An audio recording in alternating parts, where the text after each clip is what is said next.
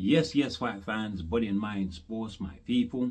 You are fully appreciated in this round, my guys. Inoue retains his undisputed super bantamweight status against three division champion Junto Nikitani in this all Japanese affair, this classic event with the number one and number two in Japan, with this number 2 pound for pound in Inoue and number 6 pound for pound in Junto. It was all a big hype, isn't it? But it didn't quite live up to the hype, especially for the first 7 rounds. It was a very tentative affair. Both were evidently very wary of one another's power, but even more wary was Junto of Inoue's speed. You know, he just didn't want him to get on the inside at all, my guys. You know, to the point where he just sat on his back foot, just waiting to counterpunch, hoping he could run Inoue into something. But Inoue ain't gonna do that. He's not gonna run himself into something. You gotta be more creative, a little bit more creative at least, to catch. And Inoue, you gotta make the opportunities for yourself. Right? Inoue, stylistically, yes, he can be very aggressive, but he's very measured in his aggression. He's very calculated in his aggression. He's a high IQ fighter, you know. So in those first 7 rounds, it's not that Inoue was doing anything spectacular and out of this world, but the fact that he was the one pushing for the fight, he was the one doing just that little bit extra more than Nakatani. Just like that, he swept the first 7 rounds. Just swept the first 7 rounds, my guys, my people. Now, Junto, he did try to sort of make an effort in the second round. You know, he tried to let that left hand go, and there was one instance where Naoya Inoue, he threw a shot to Junto Nakatani's body, and Nakatani came over the top of a sweeping left that missed Inoue just by inches. Inoue, I gotta rate his defense, because the way he just, you know, swerved that just by inches, just by the turn of the neck, it's like he knew. He's like he knew Nakatani's. You knew Nakatani's habits, isn't it? You knew the habit. He knew the shot was gonna come. Quickly swerved it. Great defense by Naoya Inoue. But I think Junto fought a little bit way too defensively in the first the first 7 rounds, and that's why it couldn't catch fire. It just couldn't catch fire. Now he did come alive a bit in the 8th. Took the fight more to Naoya Inoue and got some work going on the inside, letting his hands go. I gave him that round. He continued in the 9th round in the same fashion. Again, I gave him that round. He landed some hooks, some uppercuts, great combinations that had Inoue covering up. And in the 10th round, Inoue seemed to be clawing back the control. But very close, the 10th round. You know, I gifted it to Nakatani. So 3 rounds, 8, 9, and 10 I gave to Nakatani, but 11th was a very good round for Naoya Inoue, who was fighting more on the back foot, but found a way to sort of stay on the inside long enough to show his hand speed, the difference on the inside that you could tell Junto Nakatani in the beginning of the fight that was not what he wanted, right? And you could see the difference. And this is how you know the difference in hand speed, right? Naoya Inoue is willing to punch in between Junto's shots. You saw in those exchanges, but Junto not willing to punch in between Inoue's shots because he doesn't want to get caught by somebody who's fast and has power, my guys, my people. Now in the 12th round, Junto knew he was down. He had to take the fight to Inoue in a way. He had to show that he wanted this more than anything. But he's what he did in that 12th round wasn't enough to show me that he wanted this fight. You know, that he was willing to risk even losing. To me, he showed me more of a survival a survival expert he is, more than an elite fighter. So I'm not going to put him on the elite bracket.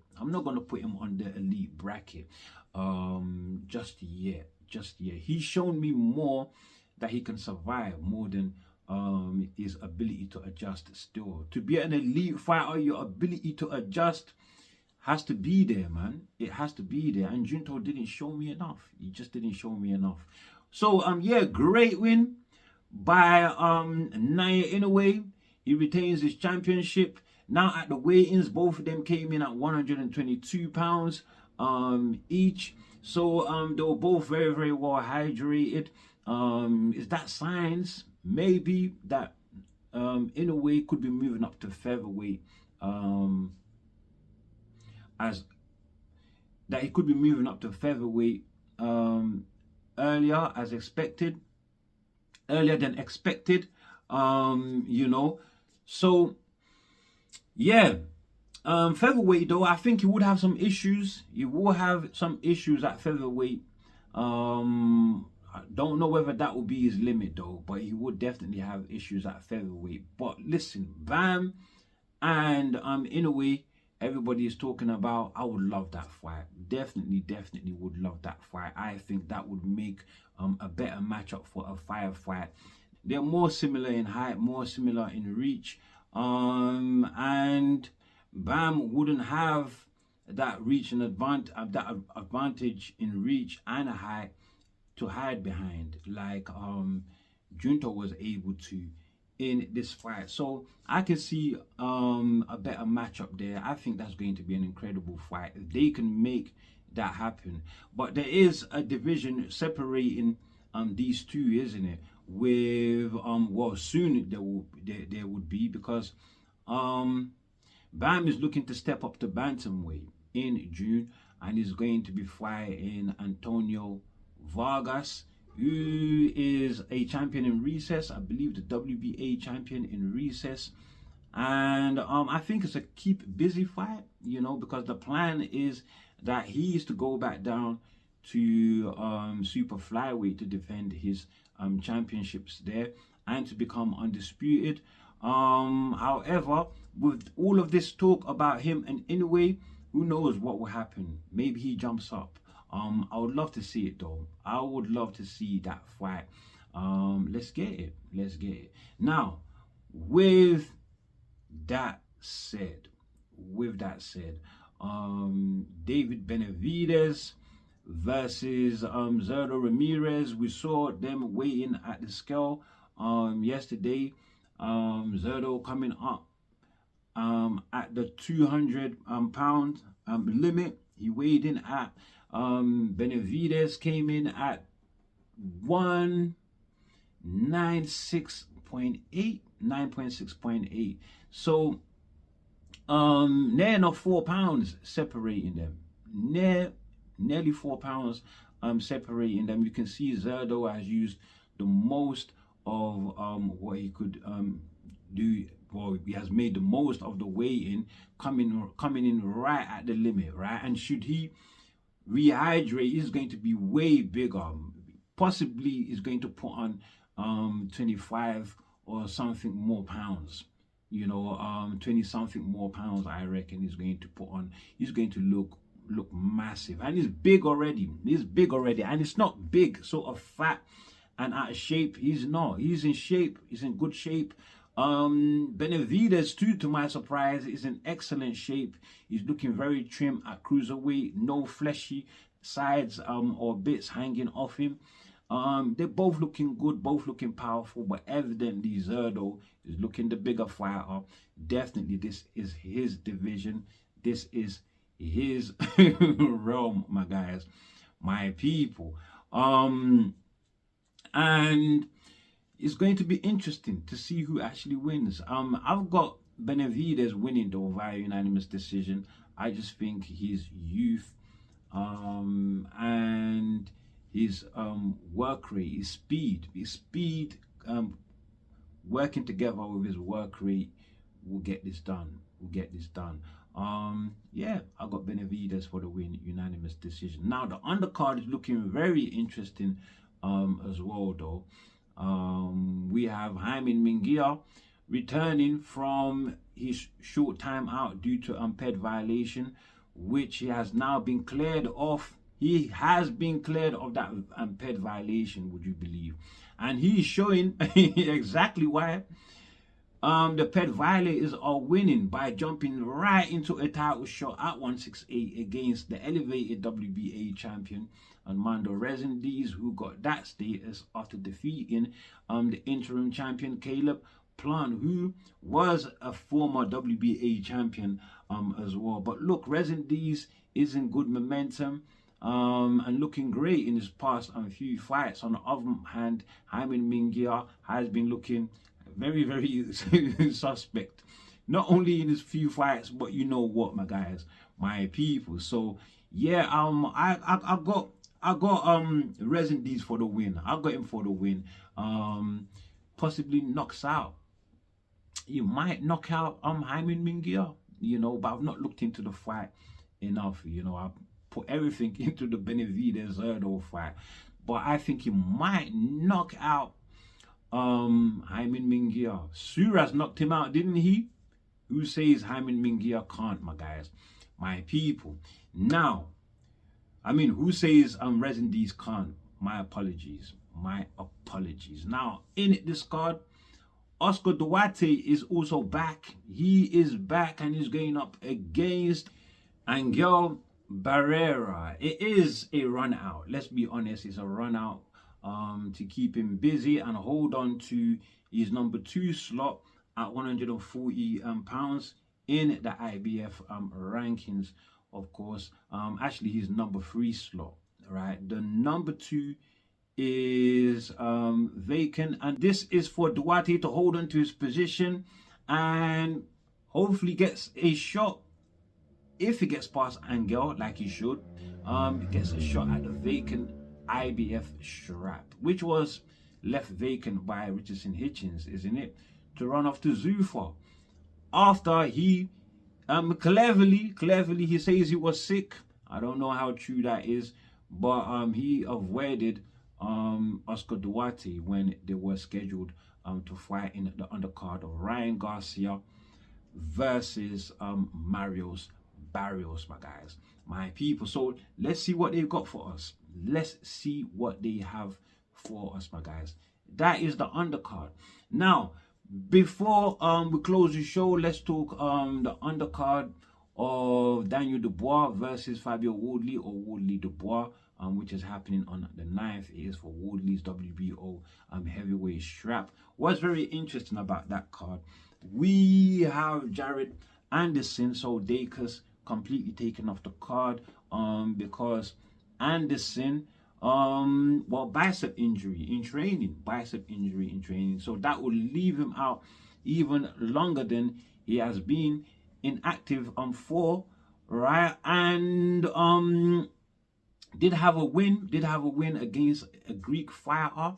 Not a very inspiring performance from Anderson, coming off the Bacoli loss, right? So there were more questions about his desire to still be competing in the sport, right? But this is a shame. This was an opportunity for him to try and build up some momentum under the Queensberry banner. His debut under the Queensberry banner, which is a stacked stable of heavyweights, right? He would have definitely been active, you know, under Queensberry, my people. Now, it's a shame. So him and Dacus completely off the card. There's this talk now that David Morrell might be fighting Zach Chelli. It's gonna be a run out for David Morrell, of course. It is a run out, you know, and to stand in weight for Callum Smith, isn't it? Who he was supposed to be fighting in the card that Ben Whittaker versus Suarez ended up headlining in Liverpool, right? Smith pulled out due to an injury. So maybe that fight could be rescheduled, and Morrell is taking this Chelly fight just to lay in weight, my guys, my people. Yeah, let's see what takes place. But I know David Morrell is winning that fight. No need to speculate. Who else on the card? We have Jolalov. We have Jolalov on this card. He's going up a fighter that goes by the name Smakiki. I think he goes by the name, what's the name there? Goram Smakiki. I don't know, man. I don't know what it is. But look, he's famed for cutting Tyson Fury with an elbow in sparring in the lead up to Fury Usyk, right? In, was it the second fight? In their first fight, my guys, my people. And that's what he's most famous for. That is what he's most famous for. Other than that, he's done nothing. And if Jolalov is to live up to all the hype that so-called experts, he is an expert, of course, like Paulie Malignaggi have been heaping on Jolalov. If he is to live up to that hype, all the hype that, why is people like Moses Itama avoiding Jolalov? Why is he not fighting Jolalov? Well, Jolalov, this is the perfect opportunity on a major card to show up and show us what he's made of, because yes, he's a well-decorated amateur, 2 times Olympic gold medalist. Pro-wise, I'm just not impressed. He keeps ducking into pro, ducking out into amateurs. I'm just not impressed so far of Jolalov, my guys, my people. So that is what is new on the Daniel Dubois and of course Fabio Wardley card, or Wardley Dubois, whichever one you prefer. That main event though, don't miss it, my guys, my people. Now, with that said, very important news. Chris Billiam-Smith, after leaving boxer for Zuffa, the speculation was, are we going to be getting CBS versus Jata Patel finally? Well, that is not going to happen. It's going to be instead on the 6th of June. It will be CBS versus Ryan Risicki, a Canadian fighter. Right, Risicki, who is number 5 or number 6 Ring Magazine cruiserweight, and CBS is number 2, right? Number 2. It is not an easy fight for CBS. You will have to beat Ryan to get to Jata Patel. So yeah, the winner, I guess, fights Jata Patel. It's not going to be an easy task, but they are headlining the Zuffa boxing show, their 7th card. My guys, my people. It is on the 6th of June. Have I mentioned that? I believe I have, my guys, my people. Now, that is CBS. Who else? Saul Canelo Alvarez, right? Saul Canelo Alvarez. Now, Saul Canelo Alvarez, he is fighting again in September, of course, in Saudi Arabia, after he couldn't land the rematch with Terence Bud Crawford. And I have to say, boy, he's picked a hard fight in Christian Mbilli, who is the WBC champion, got elevated after defending successfully his interimship against Lester Martinez. That ended in a draw. It was a grueling very, very high attrition fight, and that is what Christian Mbilli brings, with power as well. So Canelo's stamina, his endurance better be good on the night. His defense better be good on the night. His reflexes better be good, because Mbilli is going to put the pressure on him. He's going to put the pressure on him. It's not a stand-up fighter like William Skull was. So this is quite interesting. Let's see what happens. Let's see what happens, my guys, my people. Canelo trying to become champion again, right? And all the belts in that division need to get collected at one point, sooner or later. It's interesting to know who might end up being the top dog undisputed champion in that division, because Shiraz is looking very, very powerful. He's looking very, very powerful, and might be fighting Canelo if Canelo wins. Might be fighting Canelo, my guys, my people. So that is very, very interesting, right? Super, super interesting. And can't wait. I can't wait. I think that's all I have, right? That is all I have for you guys on this one. Before you leave though, do like, do share, subscribe, of course, drop your comments below, and as always, my people, stay blessed, and let's catch up on the next one. Stay blessed, my guys, my people. We out of there.